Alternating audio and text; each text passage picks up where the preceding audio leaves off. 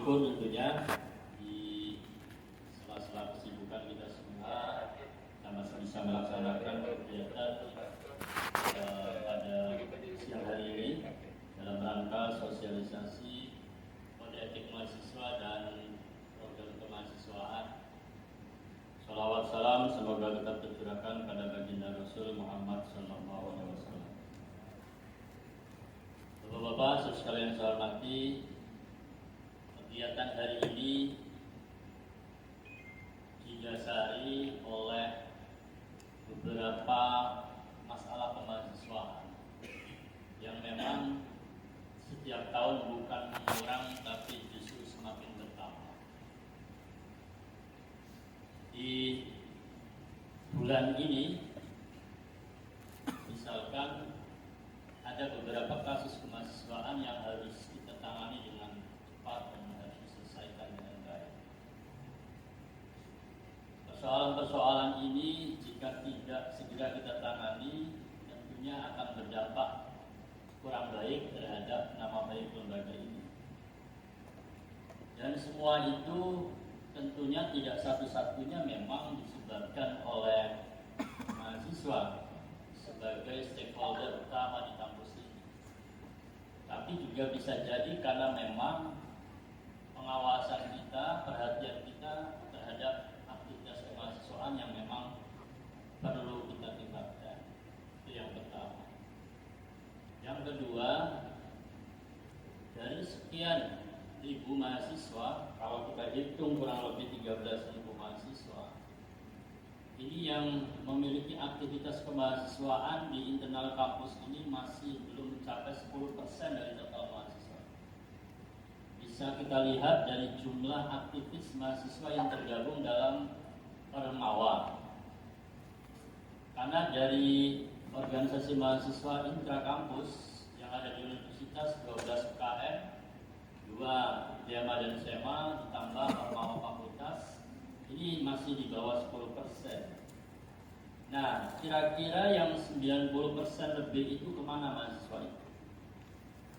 Apakah memang mereka punya aktivitas di luar?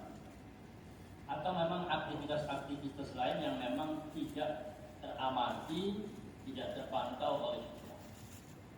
Kalaulah mereka itu memang punya aktivitas di kampus atau di luar yang memang tidak teramati dan itu positif, saya kira itu tidak masalah. Tapi jika memang mahasiswa ini hanya pekerjaannya hanya datang ke kampus, kuliah, pulang, nah berarti ini dikhawatirkan.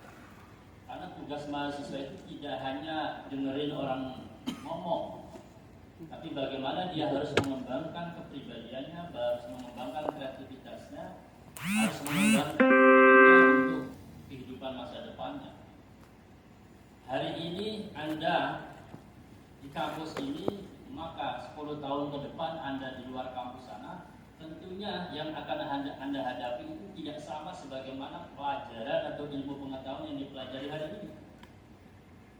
Jikalah Anda itu tidak mengembangkan diri dengan cara berorganisasi atau sharing pendapat, sharing pengalaman dengan yang lainnya, maka niscaya 10 tahun ke depan itu Anda akan tidak menjadi bagian penting dari kehidupan masyarakat itu. Oleh karena itu berorganisasi itu bukan hanya untuk nongkrong, bukan hanya untuk dianggap hebat, tapi itu adalah bagian daripada hak mahasiswa yang harus diambil. Karena predikat menjadi mahasiswa itu adalah nikmat yang tidak bisa dinikmati oleh orang lain. Bisa Anda lihat ketika kakak kelas Anda sudah lulus. Dulu kuliahnya hanya datang ke kampus, pulang ke kampus, setelah lulus dari kampus, ngapain? Maka dia akan menyesal karena nggak mungkin kembali lagi seperti mahasiswa itu. Oleh karena itu saya mendorong sebenarnya kepada para mahasiswa untuk mengambil haknya itu, untuk beraktivitas di organisasi manapun, baik di kampus maupun di luar kampus, agar Anda memiliki sharing experience yang baik. Jadi ada beberapa best practice yang bisa dipelajari oleh Anda semua. Nah, atau mungkin Anda tidak punya aktivitas selain kuliah itu, bisa jadi karena kami misalnya mensosialisasikan sebenarnya apa sih kegiatan yang diberikan oleh kampus atau difasilitasi oleh kampus untuk mahasiswa. Oleh karena itu, pada hari ini saya sengaja minta ke Pak Abad untuk memfasilitasi pertemuan ini dengan cara mengundang seluruh ketua komisariat mahasiswa. Karena Anda ini adalah orang yang memiliki pengaruh besar di kawasan itu. Mestinya. Karena Anda bisa melaporkan yang baik ataupun menyampaikan sesuatu yang kurang baik kepada mahasiswa atau kepada dosen. Oleh karena itu saya minta kepada ketua-ketua kelas ini untuk bisa menyampaikan beberapa hal yang memang nanti kami sampaikan. Agar apa? Agar Anda bisa memanfaatkan betul. Waktu 4 tahun itu tidak lama. Kemarin Anda baru masuk, sekarang udah semester 2, mau masuk semester 3, tinggal 3 tahun. Enggak lama 3 tahun itu. Oleh karena itu sekali lagi tolong dimanfaatkan betul waktu Anda selama kuliah ini, dan informasi-informasi kampus itu disampaikan kepada yang lain. Oleh karena itu Anda sebagai ketua kelas itu juga tidak hanya sama mengikuti sebagaimana mahasiswa yang biasa tadi, mestinya menyerap juga beberapa informasi yang ada di kampus. Saya sering mengatakan bahwa di antara teman-teman Anda itu sering mengeluh terkait dengan UKT, karena nggak bisa bayar UKT, karena UKT-nya tinggi, karena orang tuanya PHK, karena orang tuanya meninggal, karena orang tuanya sudah nggak punya pekerjaan lagi. Tapi kenapa ada peluang-peluang yang diberikan oleh kampus tidak ada yang mengambil? Misal, ketika kampus menawarkan untuk menjadi pendamping halal, untuk menjadi pengawas halal, untuk mendampingi masyarakat dalam sertifikasi produk halal, padahal itu adalah memberikan pengalaman pada Anda dan juga mendapatkan pendapatan, sehingga bisa membantu pada Anda. Keuntungannya banyak. Anda ketika lulus mendapat SKPI, surat keterangan pendamping ijazah, di situ Anda punya sertifikat sebagai pendamping halal. Tapi kemudian Anda juga dapat honor dari itu, dari masyarakat itu. Dan itu kan bisa untuk bayar kuliah misalkan. Ketika kemarin kita butuh 300 orang saja, itu susahnya bukan main. Padahal ada 13.000 mahasiswa. Tapi pada sisi lain Anda mengatakan bahwa kami nggak mampu bayar UKT, kan banyak peluang. Misal semester 1 yang baru masuk, beasiswa Indonesia Bangkit dari Kementerian Agama juga tidak ada yang daftar, hanya yang daftar beberapa orang saja, padahal diberikan peluang banyak. Sementara Anda selalu mengemis dalam tanda petik ya, meminta-minta ke kami untuk dapat beasiswa. Padahal ada tapi nggak ada yang daftar. Bahkan sampai diperpanjang pun nggak ada yang daftar. Ini kan ada peluang, karena mungkin Anda kurang informasi.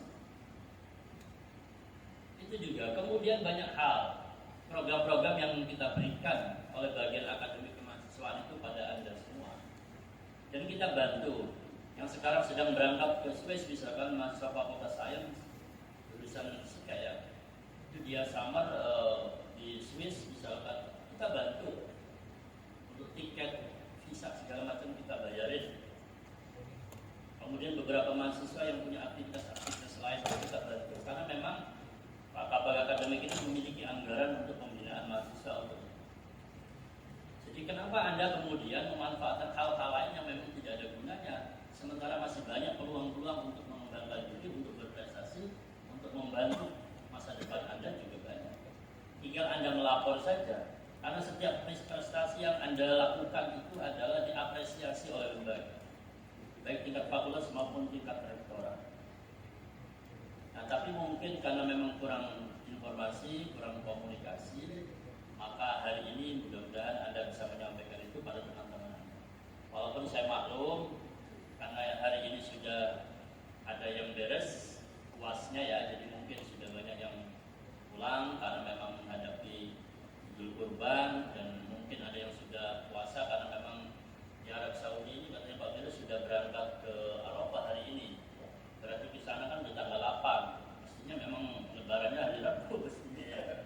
Karena tanggal 8 itu ke Arafah, jadi inap nanti ke Musdalifah, barusan ke Mina untuk Jamaratul Aqabah. Jadi mestinya itu. Saya doakan saudara-saudara kita, karena kebetulan beberapa dosen kita juga jadi pembimbing haji,